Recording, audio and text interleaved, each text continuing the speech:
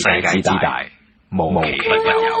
恐怖熱線，阿咪胡海晴。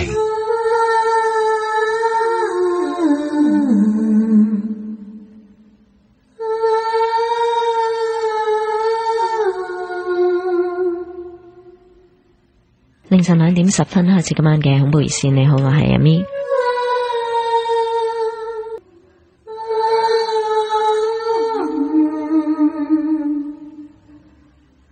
今日阿咪咧就少少重病吓，所以聲音非常沙啞，所以請我嘉賓出嚟幫我講多少少啦。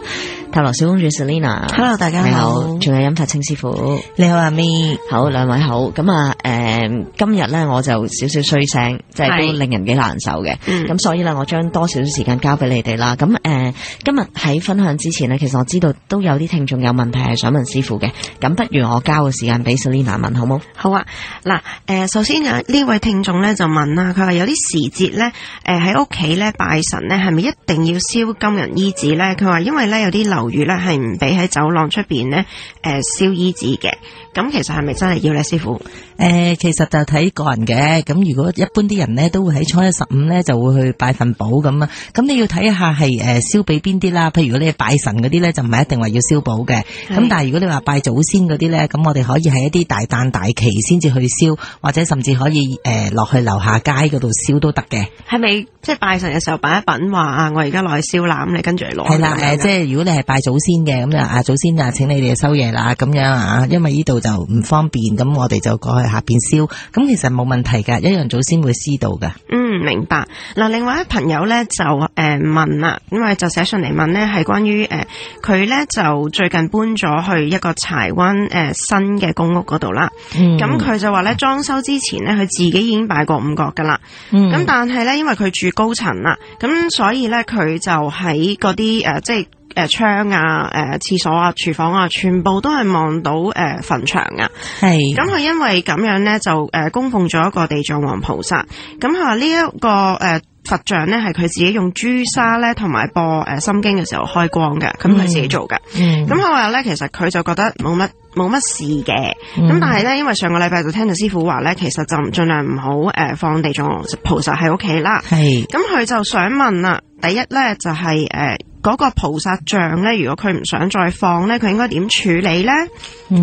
係咪應該用紅紙拎去寺廟嗰度咁樣啊？係，冇錯。因為地藏王菩薩，如果你講話又曾經用朱砂開過光啦，咁我唔知道你本身係咪真係開到光。咁但係 anyway， 我哋係就算嗰個神像係冇開光都好，我哋為咗尊重咧，通常我哋一般就算唔要嘅神像咧，我哋都會用紅紙封咗佢咧，就送去廟宇嘅，就唔會就咁掟去垃圾桶咁樣㗎。明白。咁第二個問題咧就係咧，如果佢唔再供奉呢個地藏王菩薩咧，佢話喺一個咁樣嘅環境裏邊，佢應該供奉啲乜嘢菩薩咧？咁佢問，佢話如果觀音像會唔會太慈悲咁樣咧？嗱，其實觀音當然係慈悲啦，咁但係咧一般咧，雖然我哋係面向墳場嗰啲咧，就會有個危險性，咁但係呢一啲咧造成嘅咧，就唔係話會嗰啲靈界會走過嚟你屋企咁嘅意思嘅危險，而可能係造成嘅係一啲所謂嘅陰煞。咁我哋呢啲咧就可以用一啲風水嘅物品去抵擋，譬如擺一啲麒麟啊，或者視乎你當時嗰度嗰間屋嗰個即係嗰個情況，係去擺一啲乜嘢嘅神獸啊，乜嘢嘅風水物品去擺設咁樣咯。向出邊擺咁樣。係啦，向出邊擺，咁去擋咗一啲陰煞去咁樣。咁但係咧，另外咧就如果你話真係想擺一啲神像嘅話咧，咁其實即係譬如比較一啲擋煞嘅啦，譬如擺關帝聖君啊嗰啲都冇問題嘅。咁甚至 anyway， 你如果想拜觀音菩薩咧，其實係冇問題嘅。觀世音菩薩雖然佢係慈悲，咁但係佢唔會代表佢會惹到陰靈嘅。咁但係地藏菩薩就唔同，因為地藏菩薩係真係咧，佢係負責係將一啲陰靈去超度嘅。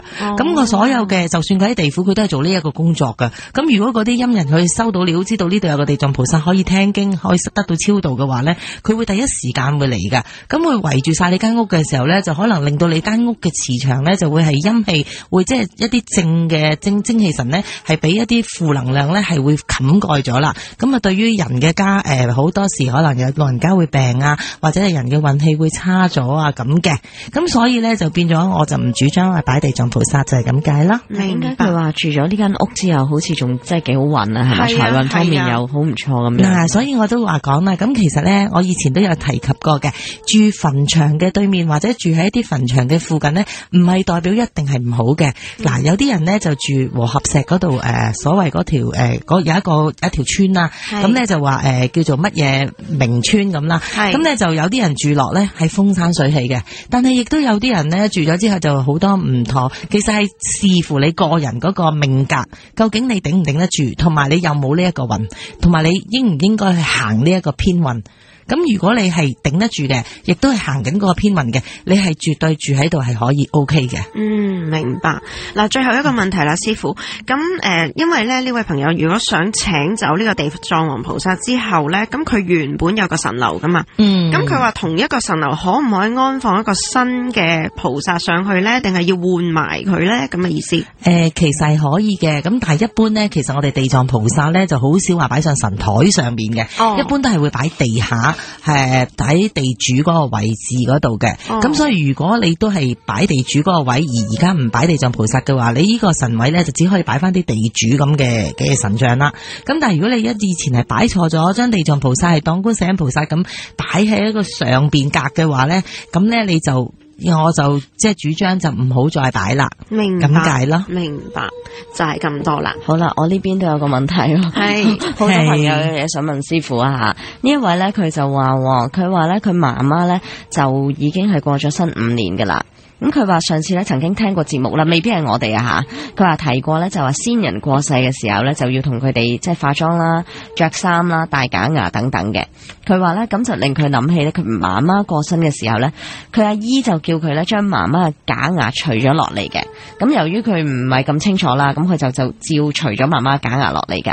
咁佢話有一次咧佢就夢見媽媽同佢講嘢，但係佢根本咧係聽唔到佢講乜，只係見到佢嘅嘴喐嘅啫。咁佢成日都聽到師傅話可能係鬼食泥啊，聽唔到咁樣。咁佢話咁樣究竟有冇影響咧？需唔需要做啲乜嘢咧？即係佢可能除咗個假牙啱唔啱咧？咁樣嗱，其實就應該要俾翻佢嘅，因為一般咧，我哋如果屋企人咧係有咁嘅問題存在，即係佢真係譬如佢生前所用嘅嘢，甚至佢用個老花眼鏡咧，我哋通常都會俾翻嗰個先人嘅。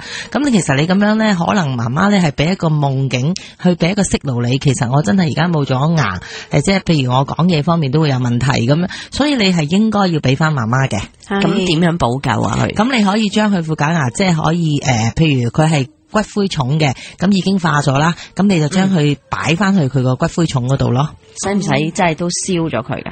唔需要噶，擺翻落去個罌嗰度，或者擺翻去個嗰個骨灰重入邊嗰個位嗰度，咁嗰個碑其實係可以嘅，你可以拆開去擺翻入去，擺喺佢嗰個骨灰罌入邊又得，擺出邊又得，即係總之係俾翻呢個先人啦。咁甚至咧就如果佢係安葬嘅，咁你可以咧就將佢即係藏翻落去咯，藏翻落去咯。真係抌咗又可以點咧？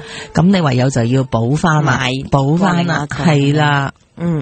就補翻，你就唔需要話真係要補嗰啲真嘅假牙嘅，咁你可以即係有一啲紙紮嘅嘢，即係頂住先啦。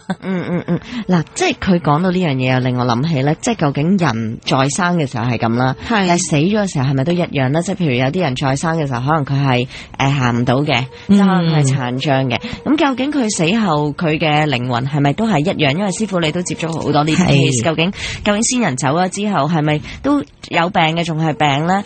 殘疾嘅係咪仲係殘疾，定係佢會完全變翻係以前即係未有事之前嘅模樣咧？嗱，呢一個話題咧就會有講出嚟咧，就可能會有好多人會爭議嘅。咁其實咧就一般咧，即係其實我哋以我哋嘅經驗啦，咁耐以嚟咧就聽過一啲先人上嚟講過咧，就話譬如佢生前佢係因為一個咩病死，咁佢係絕症咁樣，佢可能生前係瘦到咧已經行唔到啊咁樣，但係其實佢落到去地府府之後，因為佢死咗嗰個係佢個遺體啊，個遺體已經係火化咗，即係完全係一個軀殼嚟嘅啫。佢個靈魂咧就已經係冇晒事嘅，即係佢啲先人上嚟講係冇問題嘅。咁但係咧，如果佢所謂全屍嘅話咧，所以人哋話死無全屍，其實佢一條屍體裏面咧，如果佢萬一佢生前係曾經譬如割過一隻腳，佢落到地府之後咧，佢係仍然都係跛㗎噃。咁就所以佢譬如佢生前係用假腳嘅，你都仍然要將嗰隻假腳都要俾翻佢。咁佢真係要用翻嗰隻假腳㗎。如果唔係，佢係仍然都係跛嘅。即係呢一樣嘢就反而係會係要翻完全㗎咯。喺好多年前咧，我喺一個朋友屋企，因為其實嗰段時間因為我比較弱，咁我就經常見到靈界嘅朋友嘅。咁我就喺佢屋企咧，就見到嗰陣時我唔知係佢親人嚟嘅，咁我就見到佢係冇咗隻眼嘅。咁跟住我就問我朋友，我話：哇，有一位老人家禿頭嘅，咁就係冇咗隻眼嘅。咁我話：你屋企係咪有啲奇怪嘅嘢咁講？佢話唔係啊，嗰個係我爺爺嚟噶。咁佢話其實係佢話好細個嘅時候已經係冇咗，但係佢哋冇講點解啦。係啦，冇錯啦，因為其實我哋人咧就輪迴啦，咁同埋亦都係人生裏面嘅所有嘅六苦，我哋都受過。咁譬如你係因為一個病逝咁樣而去先逝嘅，咁你已經係捱過咗呢一個苦啦，咁已經係捱過咗，所以你而家咧係重生嘅，咁同埋你係一個。即係暈啊，咁啊，所以咧就係完全係最緊要個，冇錯啦，係冇晒事噶啦。咁呢啲係亦都得到好多嘅先人咧，就上嚟去做證，即係證實咗呢一樣嘢咯。咁我想問下，即係如果我哋葬嘅方法唔同，譬如土葬或者火葬，其實有冇分別咧？其實都冇分別嘅，因為只不過係嗱，因為火葬，因為而家香港地嘅問題啦，咁啊，其實火葬咧，咁其實佢都係即係個軀殼，我頭先都講啦，其實個軀殼係冇乜意思嘅，只要佢其實人死咗咧，其實個軀殼留喺度都冇意思噶啦。咁根本咧就係學我頭先所講啦，根本佢落到去個魂魄都係完全係 perfect 嘅，係完美翻嘅。咁所以咧，其實佢安葬同火葬係冇分別。因為你嗰個屍體就算話有啲人話，哎呀，其實我覺得安葬都一樣殘忍啦，任啲蛇蟲鼠蟻咬。咁其實兩樣嘢都係發生喺嗰個係個軀殼嗰度嘅啫，完全同佢個魂係無關嘅。但係頭先講到即係話，如果冇咗手冇咗隻腳，咁就要翻嗰個意志嘅。就冇錯嘅。嗱，咁講到即係話即係先人去咗嘅時候，有啲乜嘢需要，即係好似頭先我哋聽眾講到話個假牙都要俾翻媽媽。係，我亦都好想問下，其實即係當一個先人過身嘅時候，我哋成日都講陪葬噶嘛，係有啲乜嘢係真係一定需要即係同佢一齊陪葬嘅咧？其實有冇咁嘅需要？嗱，一般咧都會係俾翻佢陪葬嘅嘢咧，都會係一啲佢個先人自己本身生前佢比較喜愛嘅嘢啦。咁好多時譬如啲人安葬咧，都會將佢生前所有嘅衣服或者佢特別中意嘅全部都會俾翻晒佢嘅，或者一啲比較殘舊啊嗰啲即係冇咁中意嗰啲咧，就先會去捐去嗰啲即係慈善機構咁嘅啫。咁所以咧就譬如曾經咧亦都試過好多，譬如佢哋嗰啲先人咧，佢係生前佢比較中意呢隻玉鴨咁樣，咁你如果佢走咗之後，你攞咗佢嘅話咧，其實咧佢會翻嚟攞翻嘅。所以人哋話咧，唔好執一啲已過身嘅人嘅嘢，就係咁解啦。咁所以好似有時有啲人啊，執咗人哋啲家私，原來嗰個家私係屬於某一個先人嘅，咁佢會真係會可能翻嚟問你攞翻啊，或者你攞咗佢件衫，或者攞咗佢件首飾，佢可能會翻嚟攞翻啊。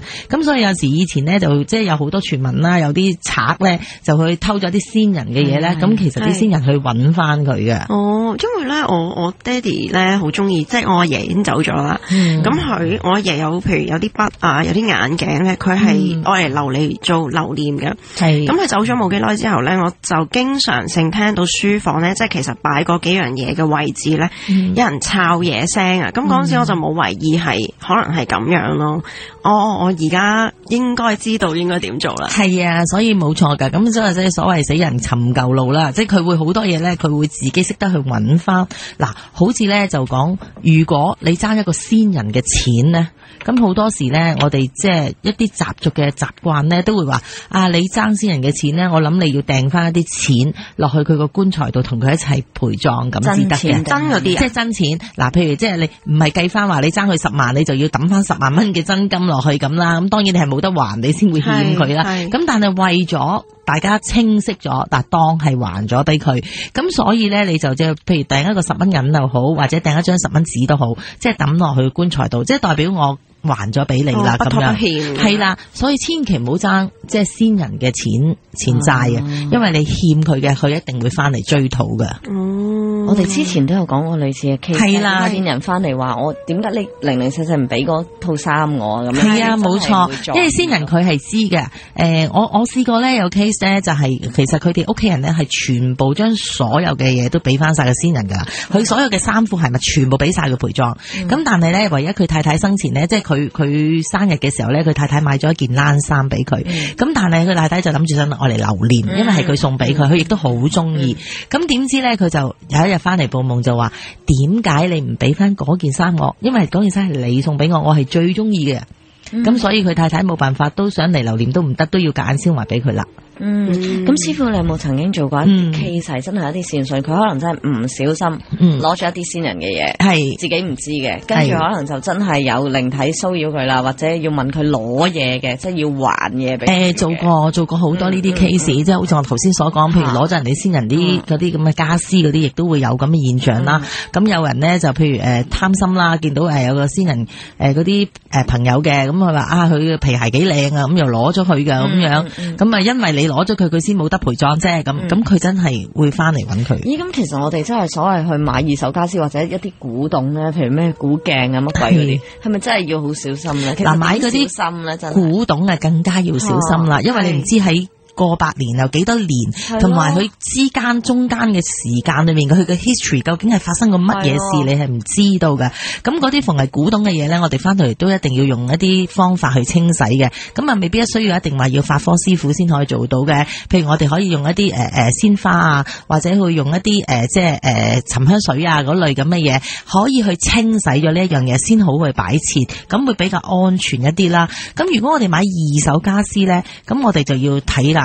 即係我覺得其實一定會有呢一個危險性嘅，因為你唔對方賣嗰個人啊夜冷鋪啊所謂，佢都未必知道嗰樣嘢嘅來源嘅，係啦，咁所以就要即係自己要小心，其實真係好難避免嘅。即係喺街度執嘢翻嚟都唔係咁。係啊，所以就盡量唔好執啦。我你講開話喺街度執嘢咧，我又諗起一樣嘢會同大家講下。我咧試過咧有幾個 case 咧，都係因為佢本身嘅工作咧係屬於一個譬如掃街做倒垃圾嘅工人嚟㗎。佢因為真係通常因為佢嘅工作上問題咧，佢就時時都會執到一啲舊嘢翻屋企。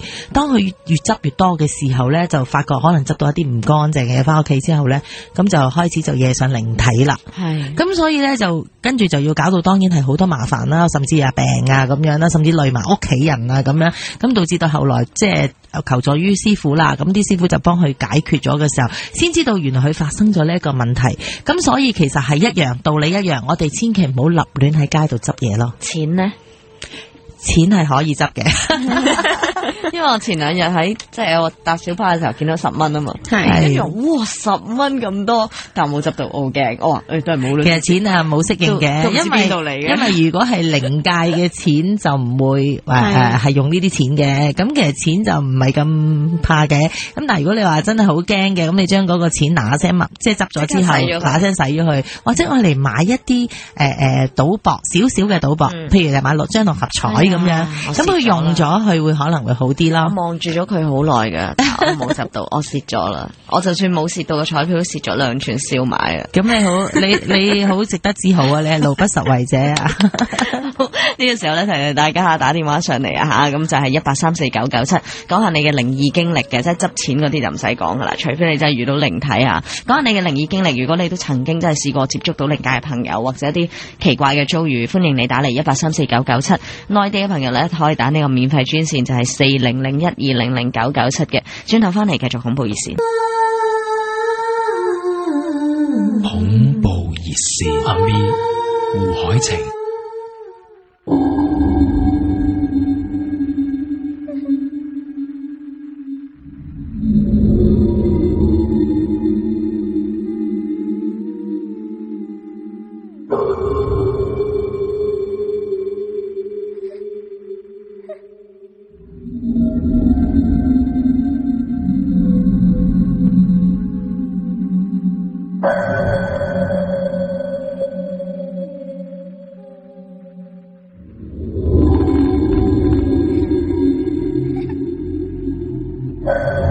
繼續翻嚟恐怖熱線，繼續阿咪有 Selina 同埋殷師傅嘅呢個時候呢，我哋接聽你哋嘅電話號碼係1834993，有冇任何嘅靈異經歷可以同我哋分享？咁我咧就喺上星期度啦，咁我就你好啊，不嬲自己喺度瞓嘅，係咁我咧就喺咁我咧就上星期度啦，咁我就即係其實我自己一個唔係幾好瞓嘅。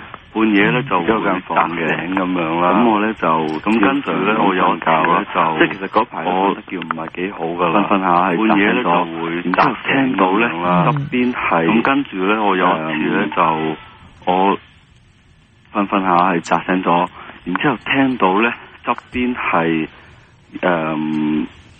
好似有人掃個 keyboard 打個 keyboard 嗰啲咁嘅聲啦，咁我就當時其實都有啲驚嘅，咁我就即刻擰住面望埋牆嗰邊，冇直接望過去。咁然之後咧，我再黑埋眼，就等嗰陣依然係有嗰啲聲。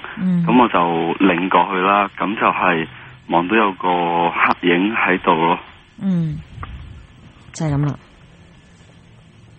喂，咁之後咧，之後仲有冇任何嘅嘢發生啊？咁又冇，之後過多我諗其實幾分鐘之後咧就冇咗嗰啲聲咯。就係一個即係打字嘅聲，打電腦。係好似係有人喺度掃個 keyboard 啊，撳。就係一次啦，一次咁樣，就係一次咁樣嘅經歷。我諗係第二次。但係第一次我就未正式擰過去望。只係好快咁黑埋眼繼續瞓。以為自己聽錯咁樣。係師傅啊，即係聽到呢個玩電腦嘅聲，咁而家啲靈體係咪都咁即係咁先進嘅咧？其實就唔關話靈體唔關事，其實佢求其整啲聲嚟俾你，係啦，冇錯。如果佢冇聽錯，係真係靈體嘅聲嘅話咧，咁啊有機會即係其實佢中意咩都要搞下，咁樣俾啲聲音你聽下咁解嘅啫。咁其實而家咧，因為香港地咧好靜啊，有陣時嗰啲牆咧比較隔空，我哋有時喺屋企咧會話突然間聽到有人撒波子啊，或者又有人喺度掟花樽啊嗰啲，其實咧有陣時真係可能喺隔離傳嚟嘅，咁但係就變咗自己有陣時會驚咗一餐先咯。因為其實我間房好細嘅，咁我隻腳嗰度咧就係衣櫃，然之後隔離咧就已經係書台上面係 keyboard 電腦嗰啲咁樣，咁係其實聽得好清楚，咁即係話其實我條腰隔離咧就係嗰張電腦凳噶咯。係，咁係聽咗幾多次啊，鄭生？2次。係2次咯。即係2次之後就冇再聽過啦。係啊，係咪最近嘅事嚟㗎？係嗱，因為咧就嚟清明節啦，咁所以咧就會有時有一啲靈界佢有出沒嘅情況都唔出奇嘅。咁你睇下留意下，如果真係仲比較密或者仲有嘅咧，咁我諗你都需要去查證一下，同埋去要做翻少少嘢，或者擺一啲即係好擺設一啲嘢喺度咧，可以希望可以鎮壓下咁樣啦。例如擺啲咩師傅？嗱，譬如可以擺一啲風水嘅物品，可以即係譬如鎮沙，或者去求助一啲師傅去攞一啲平安符啦，我哋喺個家中貼啦。咁或者你自己本人咧，亦都可以去譬如屋企有家神嘅話咧，咁你可以或者譬如你品下啲家神啊，或者去廟宇度作下福啊，或者清一清身。有陣時可能自己個人嗰個運程唔好咧，帶咗啲唔乾淨嘅嘢翻屋企都唔頂嘅，因為你間屋唔係啱啱住噶嘛，但係你啱啱先發生呢啲嘢。咁係有機會係突然間而嚟嘅，就並唔係存在咗喺度好耐咁解咯。但係其實會唔會或者係間房唔好咧？佢好似其實長期係冇陽光話射到入嚟咁。咁當然謝生，如果你講話冇陽光入嚟嘅房間咧，咁呢啲機會係會高嘅，比平時嘅屋係高啲。咁但係又唔代表話冇陽光咧，就呢間屋就一定會有陰嘅。咁我頭先解釋咗，因為如果你不嬲喺度住都冇咁嘅情況，而最近先有嘅咧，咁啊有可能係啱啱發生嘅。咁所以我哋要盡快處理咗佢，就唔好俾佢即係再真係留低。最近搬嚟，我諗1年到咯。1年到先有喎，如果佢真係一路有嘢，一早就有啦。係啊，係咪？因為如果你惹到佢留低咗嘅話咧，咁就麻煩啦。咁啊，希望佢只不過係路過，咁啊俾少少聲音同你玩下，咁就算數咁啦。咁但係如果你覺得仲有咁嘅情況嘅，希望改善嘅，咁你真係要做翻少少嘢啦。OK。好啊，唔該晒。OK， 多謝電話，唔使。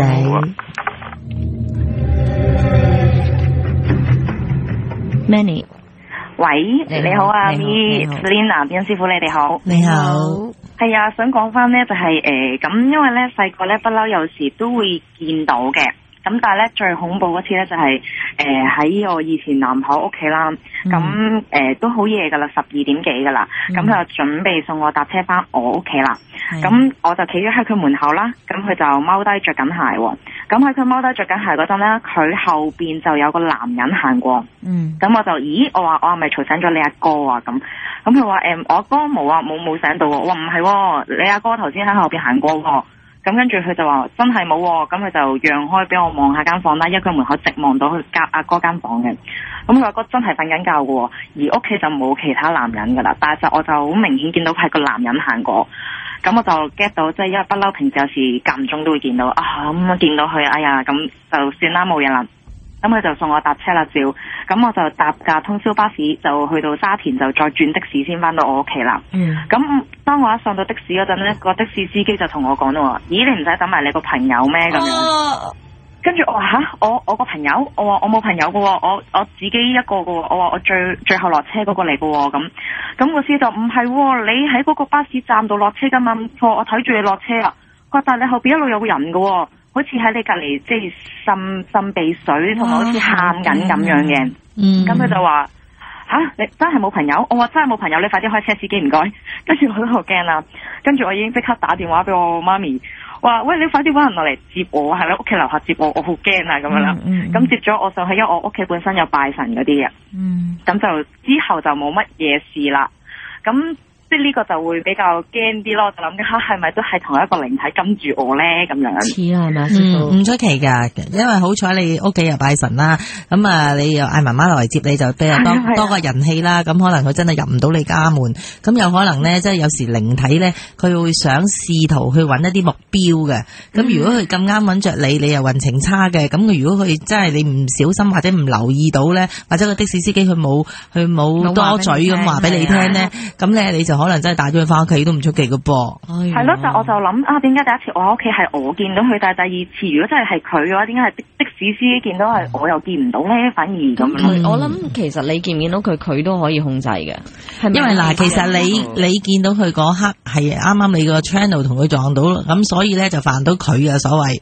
咁好啦，點解佢唔俾你見到佢，而俾個司機見到咧？因為佢嗰刻佢想跟你，佢點會俾你見到咧？係咯，佢識避你噶啦。同埋咧，第二次咧有個比較恐怖啲嘅經歷，就係我出咗嚟做嘢噶啦。咁有次咧，我就去喺屯門嘅，咁某一個洗手間啦商場，咁有個人喺度做嘢喎，咁就大概夜晚10點幾度嘅啫，唔係好夜。咁我去洗手間喎，咁個洗手間得2格嘅啫，咁我入去嗰陣咧，肯定冇人入過去嘅。咁到我洗完手，咁佢有道門拉翻出去之後，去出廁所門口啦。當我隻手一捉住個柄，開個大廁所門諗住出去嗰陣啦，就有把好近嘅啫，喺我耳仔側邊嘅啫。唔好走啊！咁樣，咁我即刻好驚啊！咁我擰轉頭乜人都冇，我就唔理啦，即刻跑翻上鋪頭。咁咧跟住我就都暫時未有事嘅，但係到嗰晚瞓覺啦，就瞓唔到啦，兩隻手咧好似個感覺咧係俾人扯我起身咁，係痛嘅。咁跟住咧我就冇驚，即係冇意識到，哇係咪今日嗰個靈體我唔好走出去，佢扯我起身啊！咁我冇意識到嘅。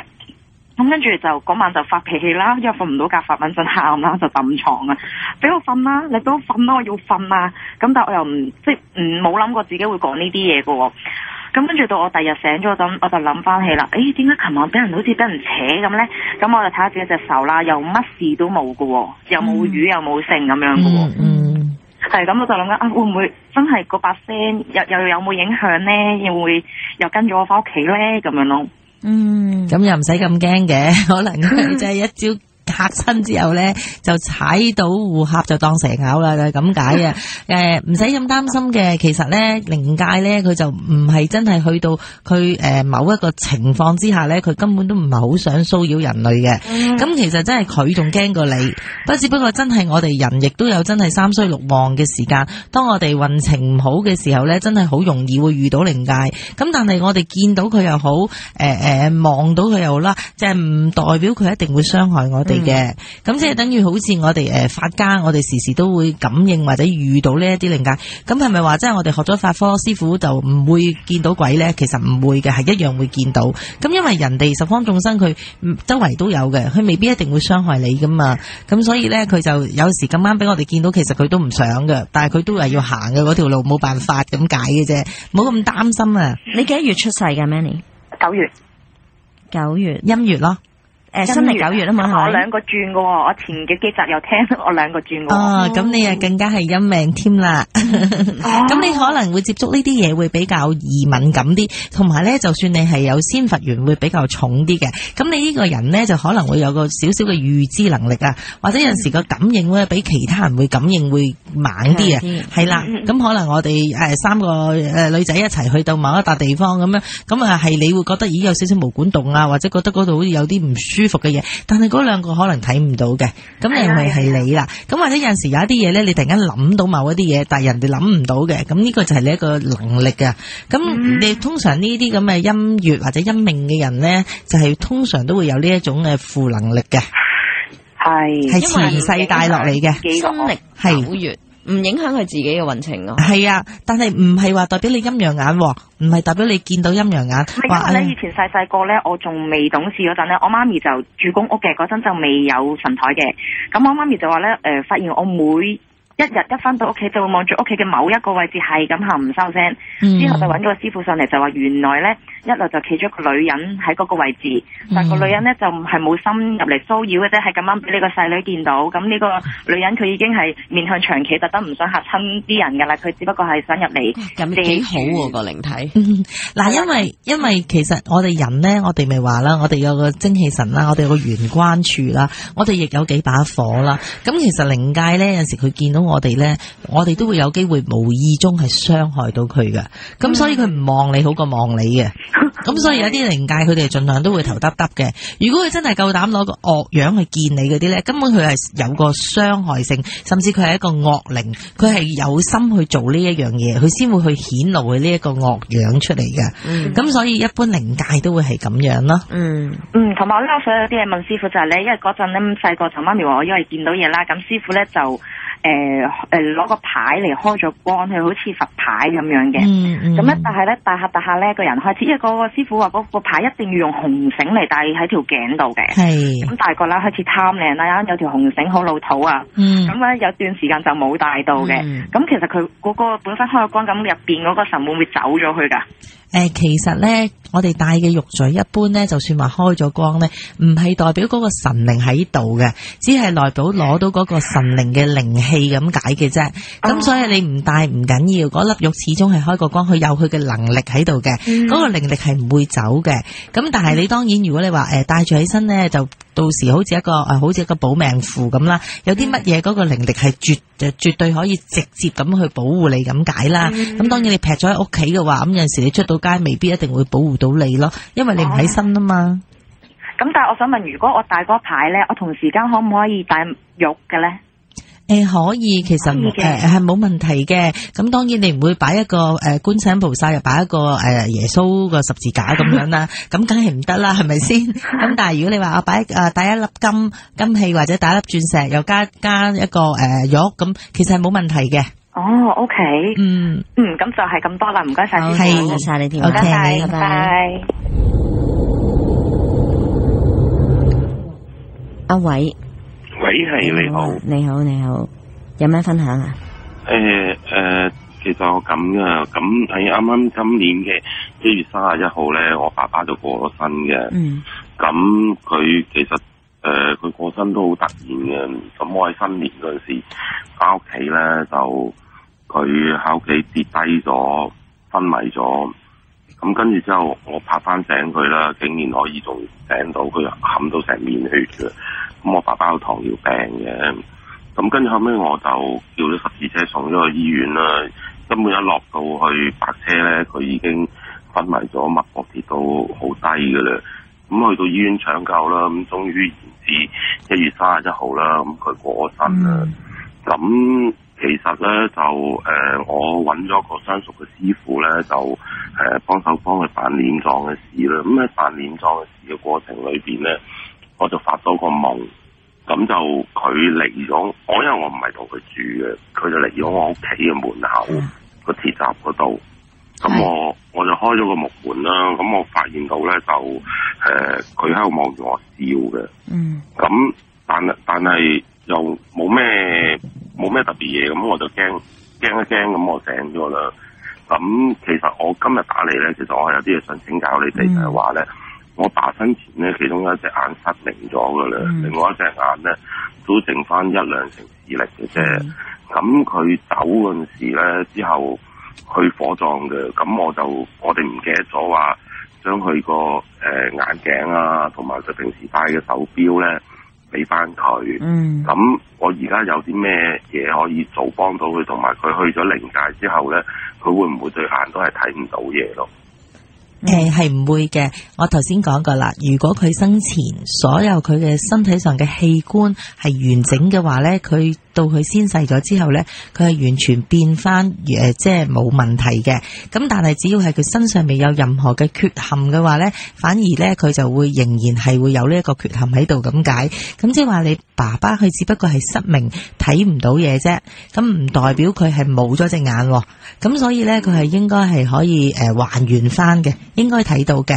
咁但係一般咧就佢可能需要你俾翻嗰副眼鏡佢咧，其實佢可能係一個生前佢嘅習慣。咁如果你話真係想俾翻佢都得嘅。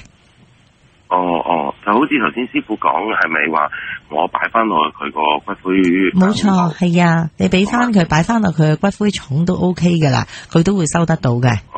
咁因為咧辦殯儀嗰個師傅同我講咧，因為而家佢仲未申請到即係政府嗰啲骨灰位啊嘛。咁只係大長生店啦，咁佢就話等將來咧申請到政府嘅位咧，佢先叫我擺落去。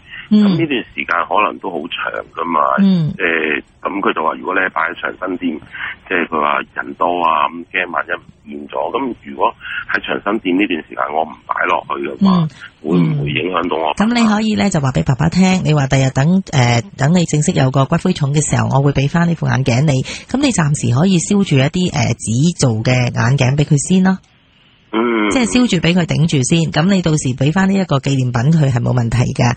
但係你要話翻俾爸爸聽先咯，唔使佢心掛掛咯。因為有陣時有啲老人家好得意嘅，即係佢生前用開嘅嘢佢唔捨得啊，突然間冇咗咁樣嘅，唔係代表佢睇唔到，但係佢可能想要翻。咁所以講聲俾佢聽，因為咁嘅情況我暫時俾唔到你字啊，爸爸。咁你咧你就話俾佢聽，咁你暫時就燒住一副俾佢先，咁到時你就擺翻俾佢就 OK 嘅啦。OK。好啊，多謝你啊，好多謝電話，拜拜。朱女士，係你好，你嘅經歷係點？係啊，就咁樣嘅。咁舊年呢，我朋友死咗，咁我就去紅磡嗰度送殯啦。咁但係唔知點解呢，經過嗰啲咁樣嘅長生店啊、花店啊嗰啲呢，個頭就會好痛好痛咯。咁我唔知咩原因係會咁樣。師傅，咁啊，師傅到底係咩原因會咁咯？其實咧就你話如果係因為你朋友過身，你去過殯儀館之後翻嚟，你就有呢種現象，我又覺得呢個未必一定會有拉楞。咁嗱，如果你話你行過殯儀館會有呢一種感覺咧，就每個人呢都對於呢一啲靈界或者對於一啲第三類嘅接觸咧係會比較敏感嘅。例如有一啲人呢就會去佢去到醫院呢，佢可能會有嘔吐嘅現象，或者甚至會有心跳啊，或者會真係有少少暈啊呢種感覺，我時時都有聽到有啲咁嘅人，因為每個人佢有嗰種心理上嘅嗰個反應啊，咁所以咧你未必一定係關事。咁嗱，咁亦都可以咁講嘅。咁如果有啲人咧，佢本身嗰個命格係比較弱啦，或者你個運程係比較弱嘅話咧，你行過呢啲地方咧，你係有少少頂唔住咧，咁係會有一啲 effect 翻嚟嘅。咁啊，個感受唔同嘅。咁所以你咧就如果你有咁嘅現象咧，我就主張你即係都自己去避忌咯，盡量有時譬如兜圈行啊，唔好盡量可以唔經過就唔經過咯，或者會佩戴一啲平安符章啊，或者會帶一啲玉器嚟防身咧，咁會安全啲咯。OK， 好，明白，唔該師傅，唔好客氣，拜拜，唔該唔該。好，最後一個聽眾即係喺 off air 嘅問題嘅，問下師傅，佢係咧佢去泰國旅行嘅時候咧，就喺旅途上面咧遇到人出殯嘅，咁佢咧就唔知點解啦吓，佢就用部相機影低咗人哋副棺材。咁佢話即係而家可能驚啦，咁我應該點做咧？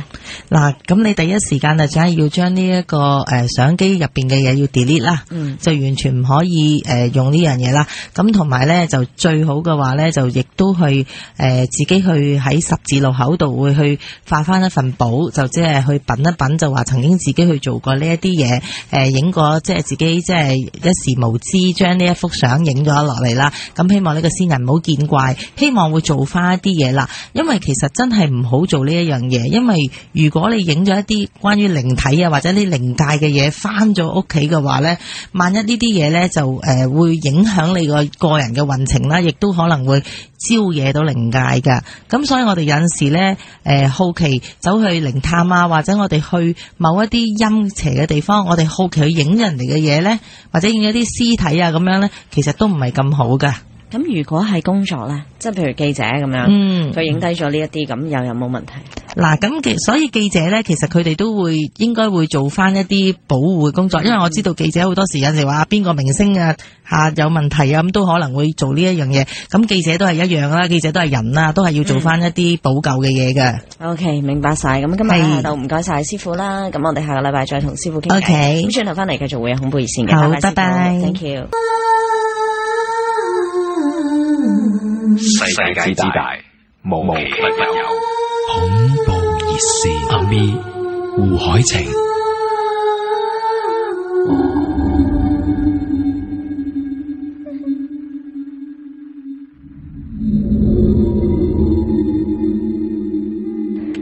3點11分，繼續翻嚟恐怖熱線。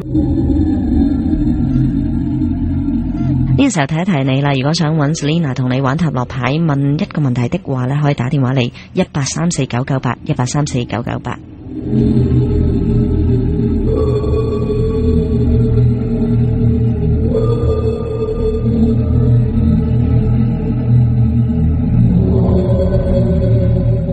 阿榮擘大眼，只係見到佢爸爸、媽媽同佢女朋友圍喺佢床邊喊。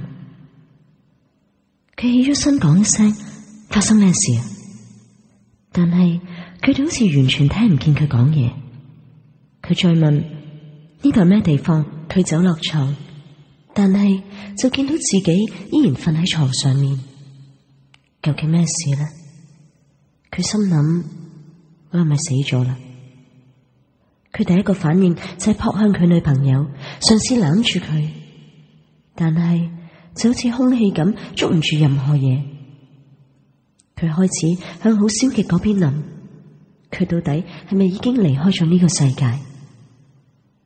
佢當然唔想接受呢個事實。佢留意四周圍，病房門口出面寫住係深切治療部。佢見到自己仲有呼吸，佢心口一上一下，上上下下咁收放。佢知道佢自己仲未死。從病房外護士嘅資料，佢確定佢仲未死，佢只係昏迷咋，仲未到過危險期。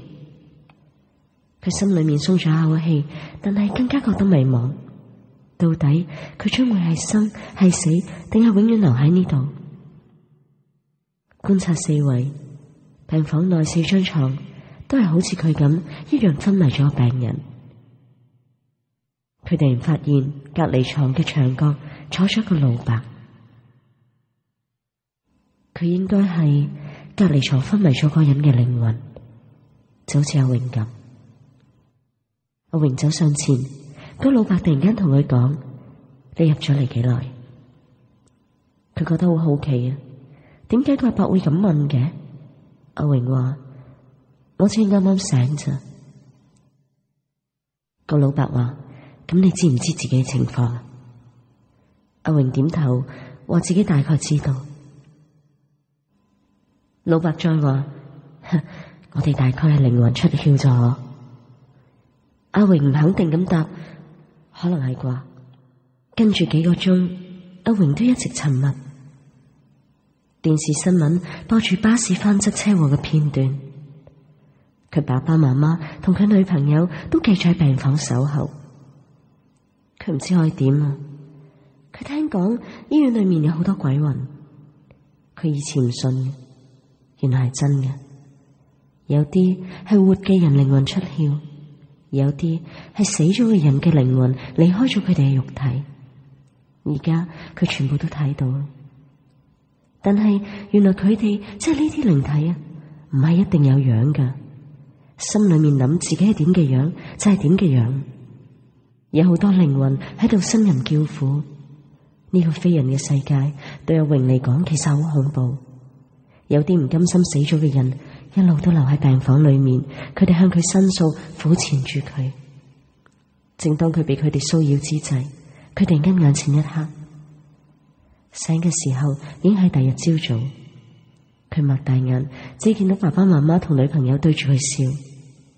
佢問佢哋隔離床嘅老伯去咗邊，佢都好奇怪，點解佢會知道隔離床係一個老伯？但佢哋冇追問，只係答阿榮話：喺你醒之前1個鐘過咗身。而病房外嘅電視就繼續播放住車禍嘅片段，但係佢再見唔到嗰啲靈魂。事隔幾年，呢一段可怕嘅經歷依然喺佢腦海裏面。或者我哋身邊四周圍都充滿住孤魂野鬼，即係我哋平時見唔到、捉唔到。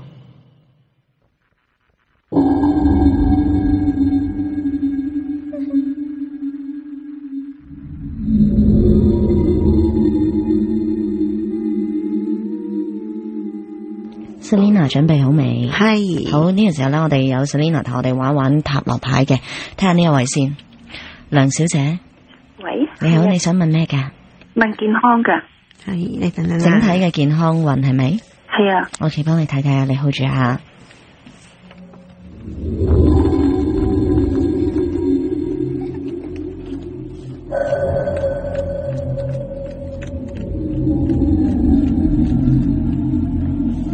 梁小姐，係啊，嗱，幫你抽咗隻judgment， 即係審判嘅正位。咁其實我唔知之前有冇啲咩問題啦。咁通常有問題之後先至會抽到呢隻牌嘅。咁象徵住嚟緊呢幾個月咧，你嘅體力開始會恢復啦，個身體開始變翻健康，同埋會遇到一個幾好嘅醫生嘅。咁應該就冇問題嘅。好啊，唔該。OK， 多謝電話，拜拜。拜。張小姐，係，你想問咩？我想問人緣。人緣係咪啊？人緣，整體嘅人緣，好好，睇睇先啊，好住啊。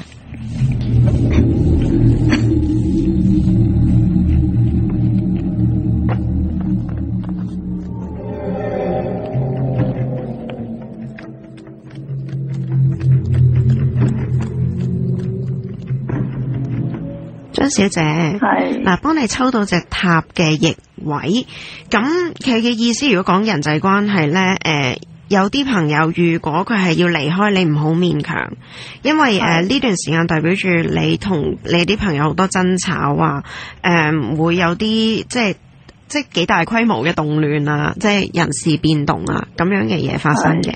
咁同埋另外要留意自己嘅態度，唔好太過驕傲啊。咁會比較好。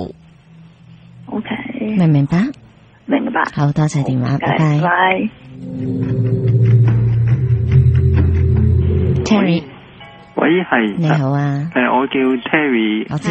Terry 點啊？係，我想問愛情啊，即係今年3至6月有冇你即係而家未有對象嘅係咪？未有對象嘅。我幫你睇睇下 ，hold 住下。好。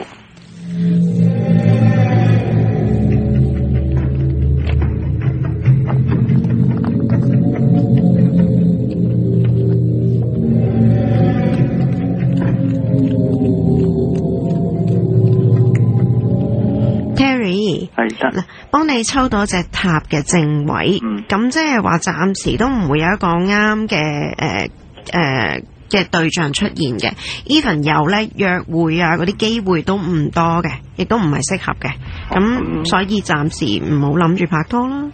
咁幾時先有？而家暫時問到3到6個月左右。哦，係啦，等下你。之後咧6月有冇？之後再打嚟。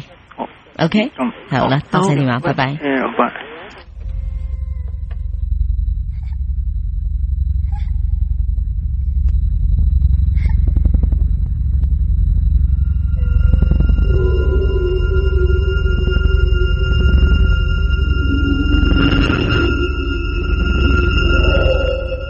一如以往嘅朝早，阿靜同埋另外一個同學，仲有其他人，加埋大約有7、8個人。大家都係企喺一個站牌嗰度等車，大家個樣其實都記得噶啦，不過淨係知道大家個樣，叫咩名、讀咩系、幾多年班，唔知，亦都唔想理。照例，佢哋揾咗2個空嘅位坐低，坐嘅時候，佢不經意咁瞄咗下坐前面嘅人，係個光頭但係留住詭異髮型嘅阿伯。呢個形容有啲奇怪，有啲矛盾啊！反正就係個頭光脫脫，但係剩翻幾撮頭髮嘅怪人。睇嚟呢個阿伯落車之前，佢身邊嘅座位應該都冇人想坐。喺台灣搭車，經常都見到呢種現象。如果全車只剩翻1個位，而嗰個位旁邊坐嘅係一個唔識嘅人，大家通常都會唔敢坐。坐定之後，佢同同學傾咗幾句，然後各自塞咗耳機聽歌瞓覺。架車突然間大力震咗一下，整醒咗阿靜。睇嚟係駛過咗啲乜嘢好大個窿嘅地方。佢好迷懵咁樣睜開眼。呢個時候架車已經擠滿咗人，而嗰阿伯嘅禿頭仲喺佢前面。佢身邊嘅位果然冇人坐。阿靜喺個位上面喐下個身，啱啱想再瞓啊，但係發現好似少咗啲咩咁嘅。咦？部 MP3 機呢？佢低頭見到其中一個耳機頭從前方嘅座位底露咗出嚟，睇嚟部機係佢瞓覺嘅時候因為震動跌咗落去，然後隨住車行駛慢慢碌咗去前面。或者大唔好啩？好彩啱啱見到，如果唔係以後就揾唔到。架車又震咗一下。而嗰耳機頭都縮咗去前面座位嘅下面，佢就彎低腰諗住去執。如果唔係，越碌越前就攞唔返。佢將個頭盡可能彎到前面座位嘅底下，部機果然喺後面。佢用手拉住嗰個耳筒，總算將部機拉返出嚟，仲播緊歌添。呢次佢再一次塞咗隻耳仔，重新眯埋眼。不過好似硬係怪怪咁嘅。係啊，頭先彎低身執部機嘅時候，佢好似咩都冇見到。咩都冇見到？個阿伯唔係坐喺前面嘅咩？咁佢對腳呢？諗到呢度，阿靜即刻擘大眼。前面個阿伯已經轉過頭望住佢，但係佢個身一啲都冇喐，佢個頭就係咁樣轉咗180度過嚟望住佢，用一對好似死灰咁嘅眼盯住佢。個阿伯問佢：你有冇見到我對腳啊？5分鐘之後，架車停咗。10分鐘後，救護車都嚟咗，再走咗一個喺座位上面發病嘅學生。咩病唔知，會有咩影響都唔知。30零歲嘅年輕司機靠喺車門上面睇住救護車急速駛嚟。雖然出咗事，佢都係要繼續將學生載到學校。曾經一啲揸車嘅老前輩講過，做呢一行最驚嘅唔係意外或者坐霸王車，而係有鬼上車。鬼冇腳㗎，佢哋唔使從車門入嚟，佢哋會直接坐喺個位度，隨住架車去佢哋想去嘅地方。只要唔好去望佢哋對腳，就唔會有事。頭先嗰學生嘅發病，好似就係話緊俾佢哋聽，而家佢嘅車上面有一隻鬼，不過只係唔知道佢幾時會落車。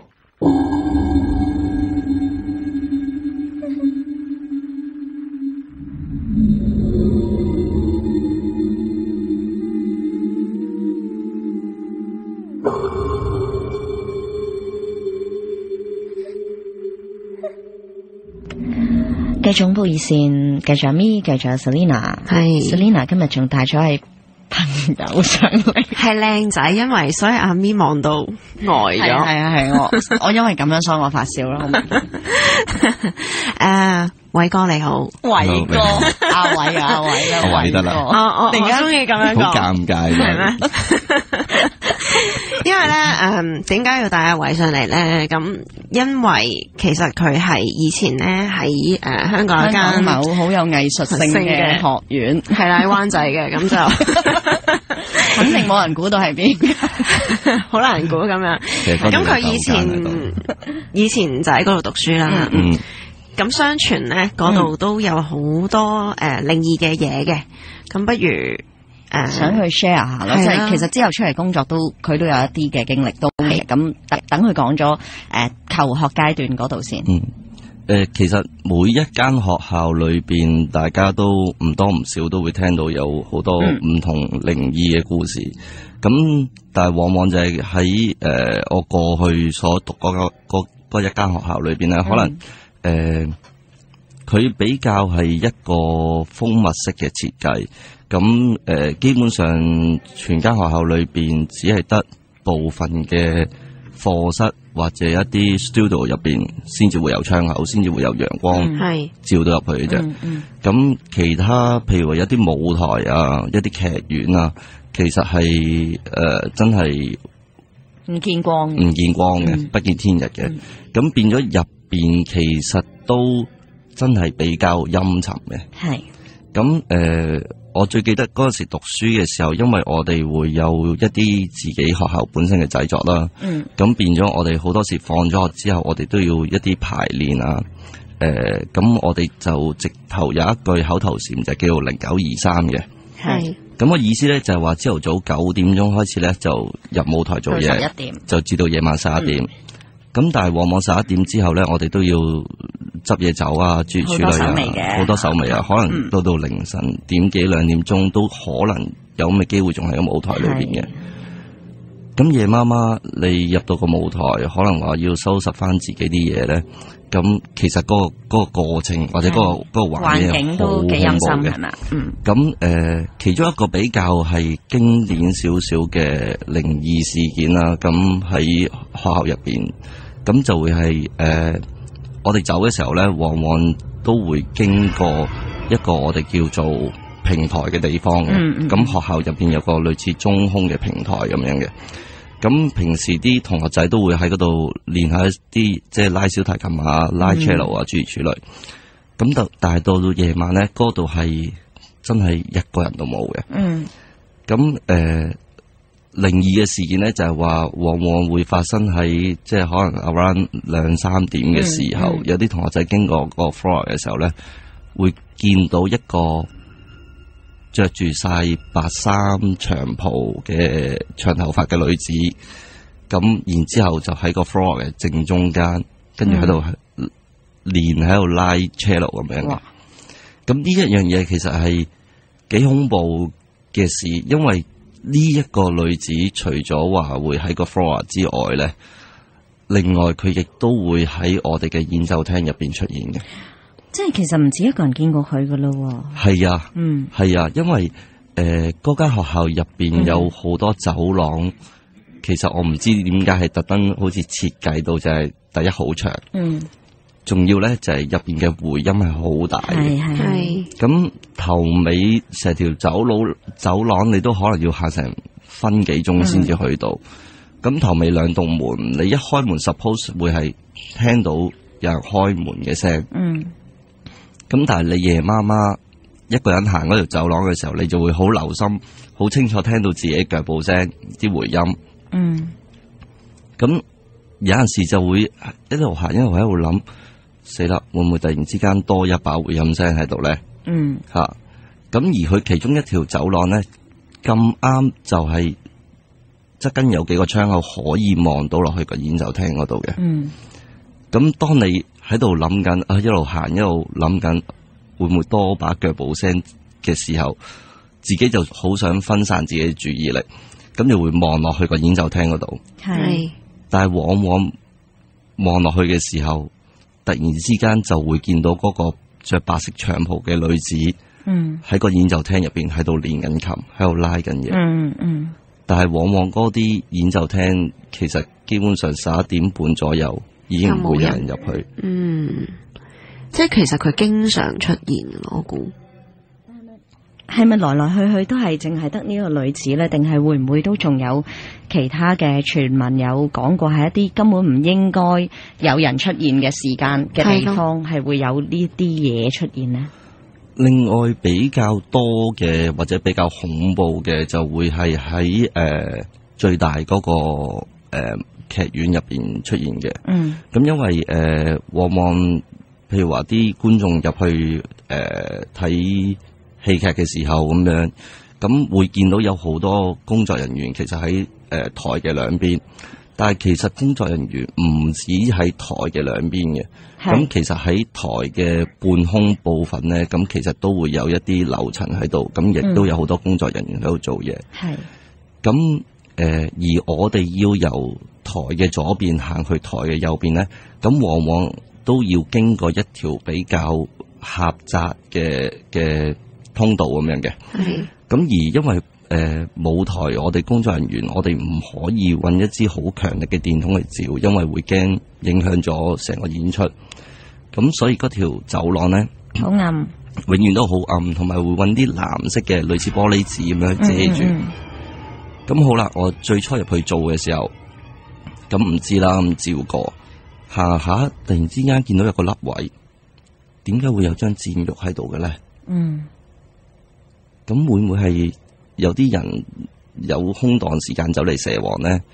咁但係其實如果你知道舞台運作嘅時候，基本上你係唔會有任何休息嘅時候，甚至乎可以咁講，你去洗手間嘅時間都冇乜嘅。咁跟住完咗 show 之後，會問有好多同學仔啦，話你知唔知嗰度有張床褥啊？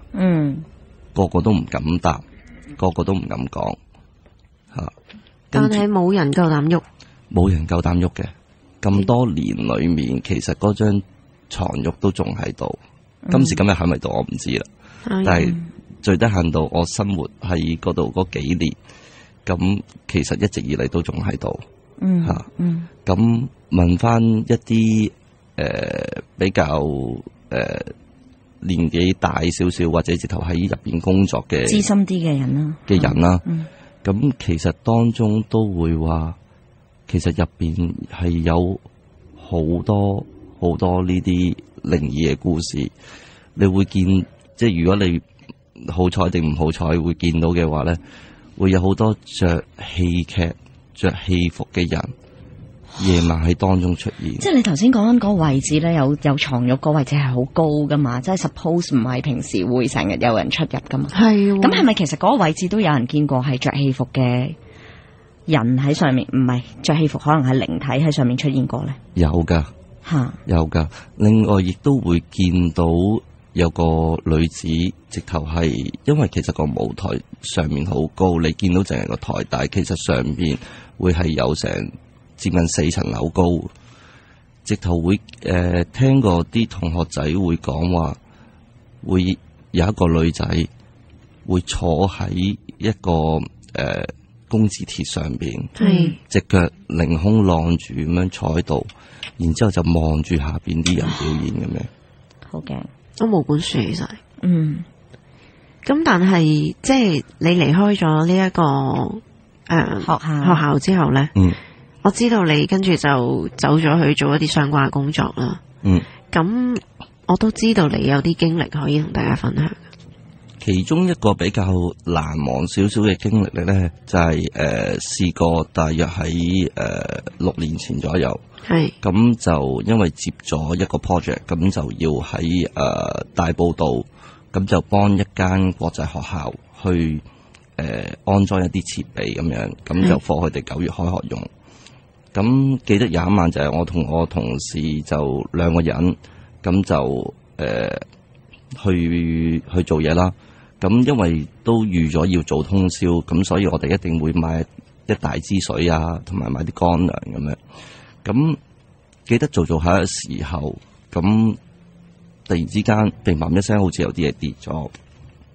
咁最初都以為唔知自己跌咗啲咩啦，望下，咁好得意地就發現咗我嗰一支只係飲咗2-3啖嘅1公升水。突然之間乒乓一聲瞓低咗，跌咗。都好重下噶。係啦，咁我都覺得，哇！無端端點會跌咧？係咯，風吹唔到啦，好重，好重。根本上你係冇可能會風吹得到嘅。仲要最奇怪就係見住支水前後係咁碌嚟碌去，碌嚟碌去。即係前後佢就前後自己碌。係啦。咁跟住隔咗一陣。呆咗喺度望住，隔咗一陣之後，就開始聽到一啲小朋友嘅笑聲啦。嗰時肯定係冇人噶啦，嗰度得你哋。嗰時好肯定就係成間學校範圍得3個人，就係我哋2個同事同埋個實 Q 嘅啫。吓，咁嗰一刻又係哇死啦，點算好咧？但係仍然嗰樽水仍然係前後喺度碌，啲小朋友就好似越玩越開心，係咁喺度笑。我好驚啫，嗰個環境。仲要係嗰一間班房就得我一個，因為我同事過咗隔籬間班房。幾點啊？嗰時？嗰時大約係凌晨2點幾嘅時候。你咪衝動走咧？其實點算？其實嗰一刻有諗過。不如若無其事執埋啲嘢，靜悄悄咁樣走。係。但係我諗緊就係話，如果我突然間靜悄悄走嘅話，咁佢哋咪可能會估到。會唔會明白。咁會唔會再做一啲其他更誇張嘅事情？可能令到我更加驚咧咁樣。咁嗰一刻唔知點解突然之間會同喺度講啦話。你唔好阻住哥哥做嘢啦！你真係開口講嘅。係啊，我就走噶啦咁樣。你都好大膽啊！咁但係冇停過，仍然係咁喺度玩，仍然係咁樣笑，完全冇理會過。咁已經好驚啊！即刻講話我收工噶啦，我做埋呢間房我就收工噶啦咁樣。不如你哋去第二度玩啦咁樣。我做完呢間房我就走噶啦，可以還翻間房俾你哋噶啦。咁跟住我就即刻再望一望樽水，突然之間真係停咗，而啲笑聲亦都消失咗。咁我就即刻整好間房之後咧，咁我即刻走去個隔離房同我同事講話：喂，收工啦！今日做到咁多算啦，咁樣收工啦。佢好出奇啦，肯定。我同事最初都唔知咩事，咁但係可能見到我，哇，已經成頭大汗咁樣，面青青咁樣，咁啊即刻執嘢走咁樣咯。但係佢有冇遇到？得你遇到？咁可能係佢間房佢哋玩開嘅啦。係啦，可能係，即係未必係隔離房都有。但係我聽到呆咗，真係，其實真係好恐怖。其實你可以幻想下頭先嗰個情景嘅，你得一個人喺嗰間房，然後嗰樽水跌咗，都已經有啲驚噶啦。你諗下，乜都見唔到，淨係見到樽水前後咁喐，然後你齋聽到聲。我諗我冇可能好似佢咁冷靜，仲同佢哋講嘢咯。係，我肯定會掉低晒所有嘅嘢，即刻走咯。係啊，我哋好記得，我哋都曾經試過。即係都唔知可以做啲乜嘢嘢。因為咧好多年前咧，我就同阿咪去一個朋友屋企，好難忘嘅，好難忘呢件事。咁就係呢個朋友住青衣嘅，咁佢就住一啲村屋咁樣嘅，即係住一啲好入嘅村屋。咁我嗰陣時就揸車就去同埋阿咪一齊去呢個朋友屋企啦。諗起都想笑。半夜1點零2點，我哋離開嗰個朋友屋企嘅時候咧，就得我哋2個女仔行，咁啊行去攞車，咁啊行到一個必經之路就係一個祠堂，唔係一個，係一大排啊，對唔住，好長，係好幾間嚟嘅，其實係好多間祠堂，仲要係佢嗰啲祠堂咧，平時係一般閂埋門，佢唔係，佢係開咗門，你見到裏邊紅色嘅燈，係啦。咁我同佢直情係，我哋突然間，因為我哋兩個都係好 sensitive 嗰啲，我哋對啲嘢好敏感。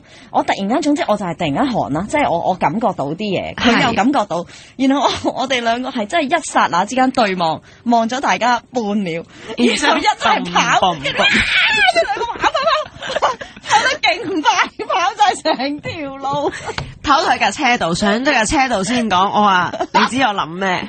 佢話我知，唔會咁即刻望一望個倒後鏡。我淨係話俾你聽，我識咗胡海晴咁耐，我冇見佢跑得咁快。我發揮小宇宙，我想話俾你聽，我係有獎牌嘅，你有冇啊？我都有嘅，我都跑100有㗎嗰陣時。我哋做緊恐怖熱線啦，對唔住。今日我哋都好多謝阿偉嘅分享，我知道其實佢都仲有啲嘢㗎，下次有機會再上嚟同我哋傾。好 ，OK。恐怖熱線，阿咪胡海晴。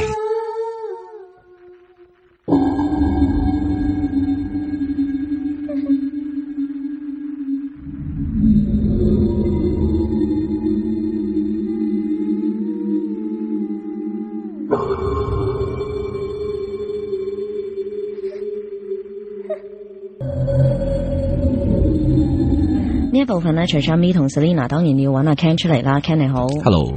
嗱，我哋即係上個禮拜就講過一啲數據啦，即係一啲好得意嘅數字啦，即係話計完數之後幾時又會有一個災難啦。咁上次咧，其中一個計法咧就話，如果照翻嗰個計法就會係3月10號啦。咁我啱啱過咗嘅，就會有災難。咁但係3月10號好似冇咩大災難，但係小嘅好似都有地震。係唔係？你講緊188、189日嗰個？嗰個係一係有兩個嘅。咁之前唔係話有個加埋個數據，係啦，嗰就係3月10，就最後一日嘅。咁嗰個都有啲事發生嘅。咁但係你話188、189嗰個其實係3月20，如果冇記錯22，好似係22。咁所以嗰個就反而係未嚟嘅。係。咁所以拭目以待啦，嗰個就咁，但係啦，啱啱311咁1年啦，係咁，但係呢期都睇到一個 long list，好多啲地學有關嘅事發生啦。咁我哋譬如由3月8號開始講起啊，今年第一就係俄羅斯有個叫 Kamchatka 嘅火山就 high alert，話隨時會爆發，好彩就附近冇人住嘅。跟住同一日，日本英島個火山又有增加咗 activity。跟住之後黎巴嫩同一日就黎巴嫩3.6級地震。再之後咧就輪到呢一個阿拉斯加嘅有一個叫做Mount Cleveland 嘅一個火山，又突然間有啲喐動啦。唔止一個，阿拉斯加有2個，跟住佢哋嗰一日咧，9號嗰日咧就有個報道出咗嚟咧，就話發覺原來喺311之後咧，日本佢哋做統計咧，整體日本嘅地震嘅次數係增加咗5倍嘅，比起 historic average 增加咗5倍，即係啱呢一年增加咗5倍。咁好啦，跟住3月9之後咧。中國就有5.8級地震，喺一個即係雖然係比較偏僻啲、遠啲嘅地方，喺新疆嗰度，係啦，跟住咧，所羅門島嗰頭就喺澳洲啊，澳洲對出個太平海6.7級，跟住就證實咗俄羅斯嗰個火山，啱講嗰個火山就爆發咗，又爆咗出嚟嘅嘢，爆咗成8公米高嘅嘢出嚟，等等等等啦。咁跟住我哋大家唔知有冇睇新聞咧，又話有太陽風暴啊嘛，匯集係應該依家係我哋俾佢哋 hit 緊噶啦。係咁好多人都話太陽風暴即係有啲人有咁嘅 theory 啦，太陽風暴會令到地殼震動嘅 activity 會增加啦。跟住哥倫比亞又有火山話會就嚟爆炸啦，啱啱呢1-2日嘅又係。跟住墨西哥啱啱呢24小時有個火山，我唔識讀個名添啦已經，12次輕微嘅爆炸。係跟住啱馬拉斯加又有5.6級嘅地震，真係好全部由3月8號開始到今日。咁我頭先所講嘅嘢，有冇10樣？我都冇數到。唔止。48小時。咁其實係真係覺得就係即係感覺上都見得多好多唔同嘅係咯。係啦，即係我哋唔係話危言聳聽，或者話俾大家聽，即係千祈唔好誤會我哋咁講嘅代表即刻話世界末日嘅。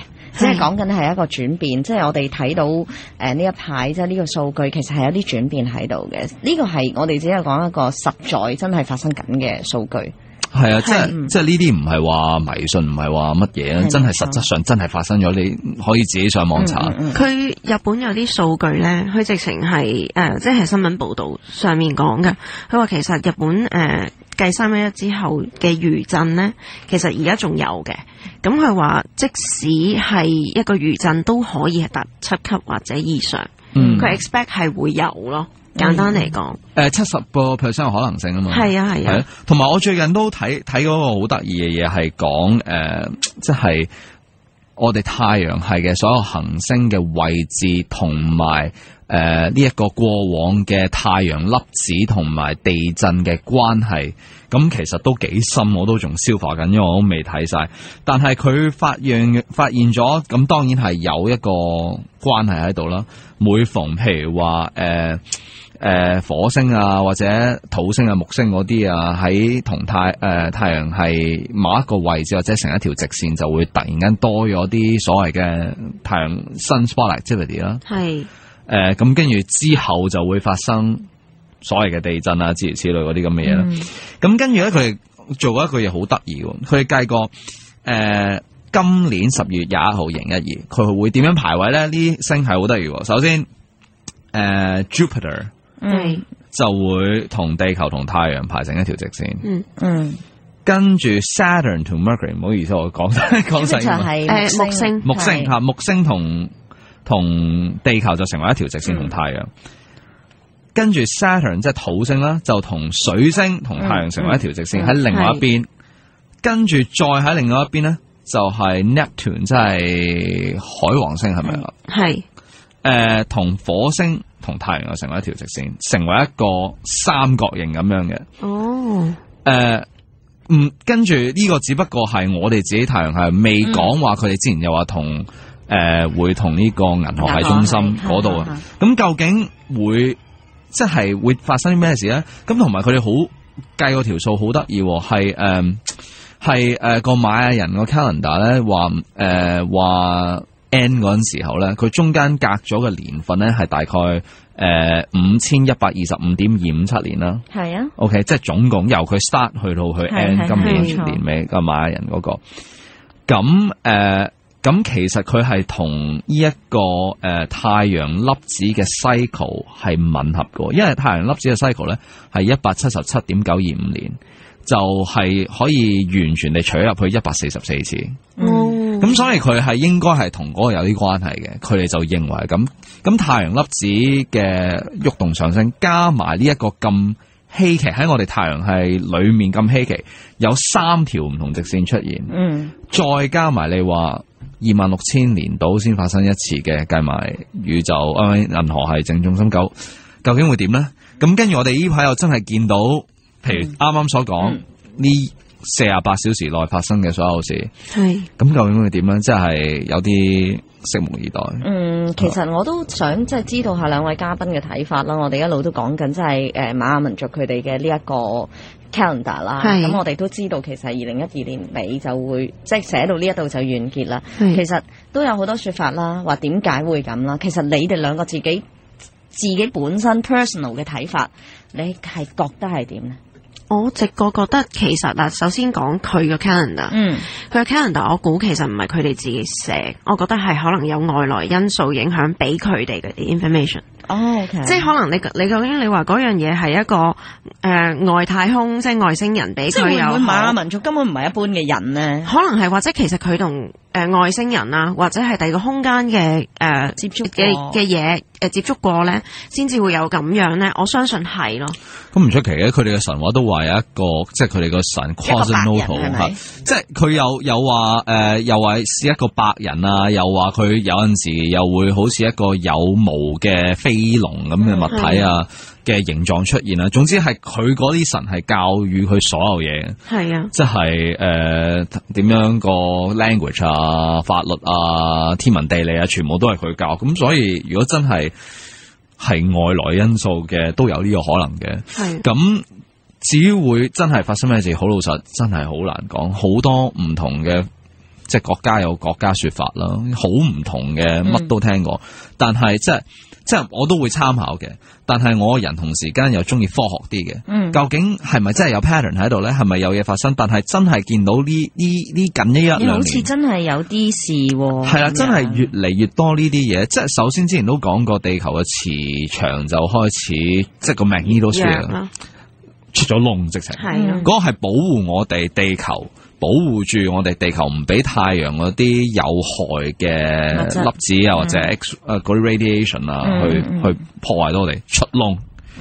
地球嘅 magnetic axis 喐緊，呢啲係發生緊嘅，唔係真係，但係真係咁啱呢排係加速咗佢嘅移動。即係你平時依家，我嗰日好有趣，我同一個風水師傅傾偈，咁佢都同我講，佢哋咪攞羅庚出嚟，係啊，佢哋係感覺到呢幾年係喐咗嘅，即係唔同咗嘅個位，即係有少少移咗位。係啊，所以佢哋喺佢哋嘅角度嚟講，佢哋都話佢哋都要調教嘅。即係佢哋即係譬如話你睇我呢間屋係呢個位點，其實依家變咗，佢哋要跟翻嘅。所以你個屋嘅風水，其實你個屋嘅風水係轉緊嘅，一路都轉緊，係啦，都轉緊，因為個磁場轉緊啊。咁所以其實咁我問佢，喂，咁其實係變緊天運，佢話某程度上係嘅，因為你一個人本身住嗰間屋 suppose 條命係咁樣嘅，但係你依家因為喐咗位，係啦，如果成個天運轉緊嘅，即係話其實都會變，係你所謂嘅你條命，係啦，咁所以佢話好多嘢都唔知，咁我問佢，咁因為嗱，我同佢傾咗陣偈，咁我同佢講話，喂，咁嗱喺你哋嘅角度嚟講，嗱，中國嘅風水幾千年歷史啦，我當幾千年歷史，咁我哋華夏文明，我當你俾足你1萬年啦，OK， 俾耐你。譬如話瑪雅人呢啲話會發生嘅嘢係26000年發生一次嘅，即係之前講過嗰個地球嘅搖動，令到佢個太陽會喺唔同嘅星座度出嚟嘛，每一日咁係26000年先會兜一個圈噶嘛。咁啱呢一個就同呢個瑪雅人嘅 calendar 個圓就係同呢個26000年嘅 cycle 問佢，咁你26000年嗰陣時冇中國人喺度觀察發生咩事？咁究竟其實喺你哋嘅角度，你哋會唔會知道發生咩事？佢話其實係冇人會知，個 result 係點樣冇人會知，但係佢話喺佢哋嘅角度嚟講就計唔到 exactly 會發生咩事，但係大概咧就會覺得天災越嚟越多咯，係啦，就究竟會去到咩地步、咩層次咧？佢都話佢都計唔到。唔敢講，即係而家我哋認知可能就係覺得發生咁多嘢啊，天災啊，或者甚至你頭先話穿咗窿啊咁樣，係只係我哋而家現有嘅 knowledge 嘅認知，覺得咁樣係我哋會活唔到啫，或者會係即係一個末日啫，或者好多人嘅睇法。但係而家講緊嘅，我覺得可能係有第二種嘅生存模式，而我唔知噶嘛。咁所以根本未必一定係壞事嚟噶。其實人類覺得以佢短呢2000幾3000年，即係 recorded history 嘅文明睇翻轉，我覺得不嬲都係咁，所以以後都要咁。其實唔一定嘅。係啊，我嘅睇法，所以我就係覺得可能係一件唔係壞事嚟噶，係好嘅轉變，係我哋諗住嘅一個即係所有人死晒，或者我哋眼中睇嘅死。其實未必就係咁咧，係啊，可能只不過係我哋變咗另一個形式咯，係我哋用第二種模式嚟生存啫，變得更加叻，更加有愛，可能甚至係啦，可能甚至可以穿越時空。我真係咁諗嘅，係啊，我覺得係可以嘅。但係我相信係一個轉變啦。不過我都有一個好無聊嘅諗法啦，即係我覺得即係罵人，可能真係某一兩個人佢寫呢樣嘢嘅，未必係成個民族個個都識噶嘛。係啊，咁嗰人會死噶嘛。同埋好可惜就係佢哋嗰陣時個文明俾人破壞好多嘢，啲西班牙人去到嗰陣時燒咗好多嘢，溶咗好多嘢，係唔知咯。係啊，即係同埋每一樣嘢總有終結㗎。咁我寫日記都會有停嘅一日㗎嘛。係。咁係代表啲咩咧？係咪真係一定係我哋諗嘅意思咧？係。咁今日咧就同阿 Selina 同阿 Ken 傾到呢度先啦。咁我哋下個禮拜咧就繼續喺度傾偈。下個禮拜嘅恐怖熱線再見啦，拜拜。